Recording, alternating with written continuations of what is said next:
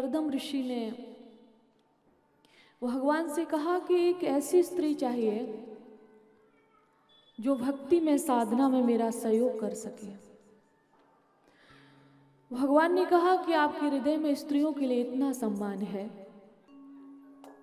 ये वर तो तुम्हें दे ही रहा हूं कि तुम्हें ऐसी ही स्त्री की प्राप्ति होगी, साथ ही एक वरदान और दे रहा हूं। क्या?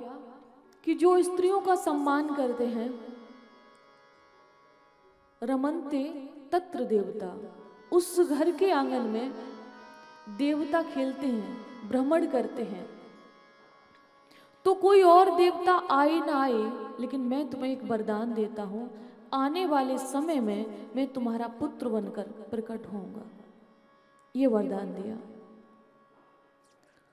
देवहूति से इनका विवाह संपन्न होता है।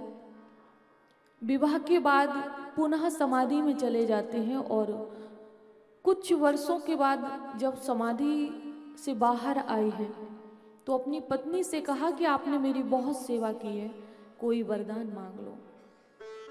तो उन्होंने कहा कि मैं बस इतना चाहती हूँ, एक सुंदर सा घर हो और एक पुत्र हो जाए। 100 वर्ष तक भारतवर्ष के तीर्थों का भ्रमण किया, 9 बेटियों को जन्म दिया। बड़ी होने पर उनका विवाह ब्रह्मा जी के बेटे के साथ किया, जो 9 बेटे थे उनके साथ किया। नारद जी ने विवाह नहीं किया था तो उनके साथ नहीं हुआ। और जैसे ही कर्दम ऋषि तपस्या के लिए वन में जाने लगे तो देवहूति ने उनके चरणों को पकड़ लिया कि मेरे सहारे के लिए तो किसी को छोड़ा होता, बेटियों का विवाह हो गया, आप वन में जा रहे हो, मेरा जीवन कैसे चलेगा। उसी समय उनको याद आया कि भगवान ने कहा था कि मैं तुम्हारे घर में पुत्र बन के आऊंगा। तो कहा कि देवी, हमारे घर में भगवान का अवतार होने वाला है, कुछ समय मैं यहाँ और व्यतीत करता हूँ, फिर भगवत इच्छा से वन में जाऊंगा। समय आने पर एक पुत्र की प्राप्ति हुई जो साक्षात भगवान थे, जिन्हें हम सब कपिल भगवान के नाम से जानते हैं। भगवान से कहा कि प्रभु अब मुझे वन जाने की आज्ञा दीजिए, जबकि उनके पुत्र थे। यहाँ पर कुछ संकेत दिया जा रहा है, इस कथा के माध्यम से कहा जा रहा है क्या? संसार में कर्तव्यों का पालन भी आवश्यक है, संसार भी नहीं चलेगा। अगर कर्तव्यों का पालन नहीं होगा तो संसार भी नहीं चलेगा। और यही विधि का विधान है। वैदिक पद्धति से आप दाम्पत्य सूत्र में बंधे, आप अपने गृहस्थ जीवन का पालन करें, परिवार को भी देखें, भगवान को भी देखें, संत समाज को भी देखें और यथाशक्ति कुछ भगवान के लिए दान भी करें। और मेरी इतनी कथाएं हुई, मैंने कभी इस विषय पे नहीं बोला। जिस संस्था से जुड़ के मैं ये कथा कर रही हूँ, कई वर्षों से वहाँ गरीबों की सेवा की जा रही है, असहाय पीड़ित लोगों की सेवा की जा रही है। वहाँ पर वही लोग जाते हैं जिन्हें जरूर, शरीर के किसी अंग में कोई कमी हो तो हीन भावना से ग्रसित हो जाता है। और कहीं कहीं तो ऐसा भी होता है कि दूसरे के आश्रय में रहकर अपना जीवन व्यतीत करता है और साथ में खरी खोटी भी सुनता है। लेकिन नारायण सेवा संस्थान जो कार्य कर रही है, वो केवल हाथ पैरों पर चलना ही नहीं, वो अपनी दम पर कुछ कर सकें, यहाँ तक कि वो भी अपना जीवन बनाकर किसी और का जीवन बना सकें। ऐसा भी कार्य कर रही है। कितने लोगों को भोजन कराया जा रहा है, दिव्यांगों के हाथ पैर ठीक किए जाते हैं, उन्हें उनके पैरों पर चलाया जाता है, गरीब बहनों के विवाह किए जाते हैं। अभी फरवरी में ही वहाँ पर विवाह का आयोजन हुआ और गरीब भाई बहनों के विवाह कराए गए, उसमें दिव्यांग थे और कई लोग शामिल हुए। इतना ही नहीं, देश ही नहीं अपितु विदेश में भी नारायण सेवा संस्थान के बच्चे जाते हैं गोल्ड मेडल आदि जीत कर लाते, हमारे देश का नाम रोशन करते हैं। ये सब नारायण सेवा संस्थान के द्वारा होता है। तो चैनल के माध्यम से आप सभी भक्तों से मेरा निवेदन है कि आप सभी दान करें, किसी को अपने पैरों पर खड़ा करें, किसी के हृदय की दुआएं लें और अपने आप को धन्य बनाएं। ऐसा मेरा निवेदन है, क्योंकि जहां हमें मालूम होता है कि यहाँ जो हम दान करेंगे वो गरीबों को ही मिलेगा, तो वहां पर ज्यादा सोचना नहीं चाहिए। धर्मशास्त्र कहते हैं कि शुभ कर्म करने का जब भी मन में संकल्प आए तो किंतु परंतु नहीं करनी चाहिए, सोचना नहीं चाहिए, हमें दान करना चाहिए। तो आपके लिए सुनहरा मौका है, प्रयागराज की पावन धरा पर कथा का आस्वादन करते हुए आप दिव्यांगों के लिए, दिव्यांग बच्चों के लिए, पीड़ित असहाय के लिए कुछ दान करें, यथाशक्ति जो आप कर सकते हैं, और किसी का जीवन बचाएं। और अपने खाते में, कहते हैं ना कि जैसे हम अपने बैंक में पैसा इकट्ठा करते हैं, ऐसे ही जब हम गरीबों को दान करते हैं तो वो जो बैंक में करते हैं वो यहाँ रह जाता है, लेकिन जो गरीबों के खाते में हम पैसा इकट्ठा करते हैं वो पुण्य बनकर हमारे साथ जाता है।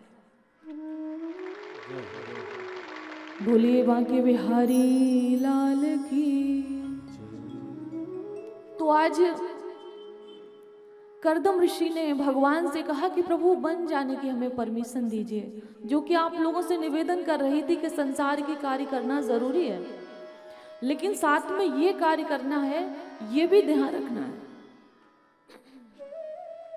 कि एक समय के बाद में सब कुछ छोड़ के हमें भगवान की ओर, भगवत प्राप्ति की ओर बढ़ना है। तो भगवान ने कहा ठीक है, तुम्हारी जैसी इच्छा, तुम वन में जाइए। वन में चले जाते हैं तो एक दिन उनकी मैया देवहूति ने उनसे कुछ प्रश्न किए। पहले प्रार्थना की और फिर अपनी जिज्ञासाओं को प्रकट किया।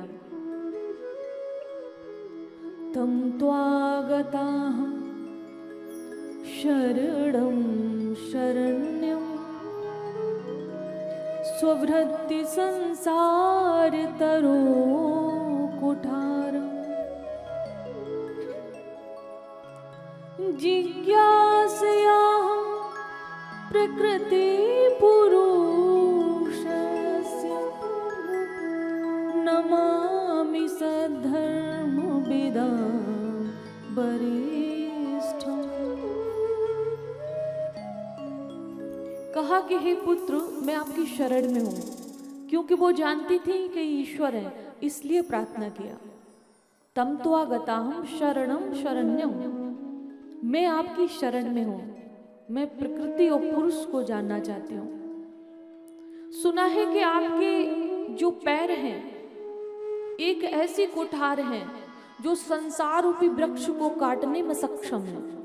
अर्थात हम सभी संसार के बंधन में बंधे हुए हैं ना। अगर हम किसी रिश्ते में हैं, अर्थात बंधन में हैं, उस रिश्ते की हमारे ऊपर जिम्मेदारी है। हम उसको छोड़ नहीं सकते, हम छोड़ के कहीं जा नहीं सकते। तो वो ये कह रहे हैं कि इन बंधनों को काटने के लिए आपके जो पैर हैं वो कुठार हैं, तो मैं आपकी शरण में हूं, मेरे इस बंधन को काटिए। भगवान कहते हैं ऐसा कौन सा बंधन है मैया? तो कह रहे हैं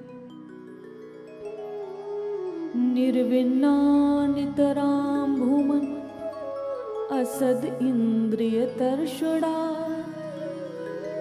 येन संभाव्यमानेन प्रपन्नांधं तमाप्रभु।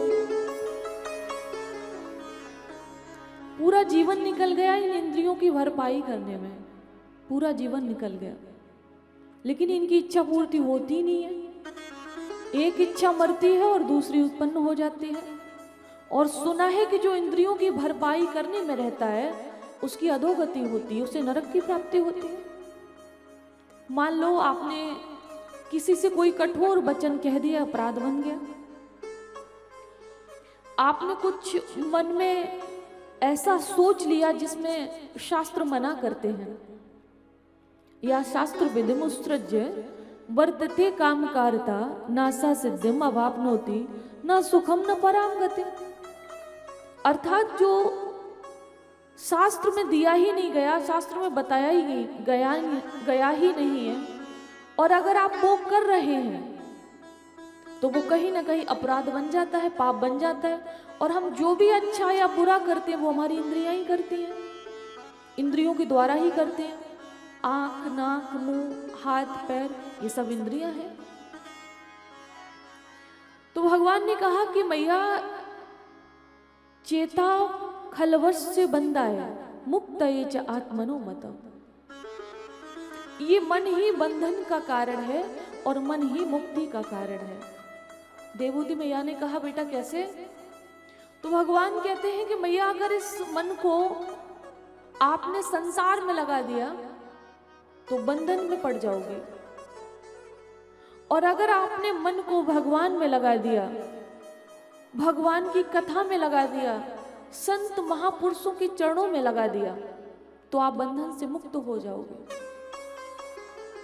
करना आसान नहीं है, लेकिन कोशिश करो तो कुछ भी असंभव नहीं है।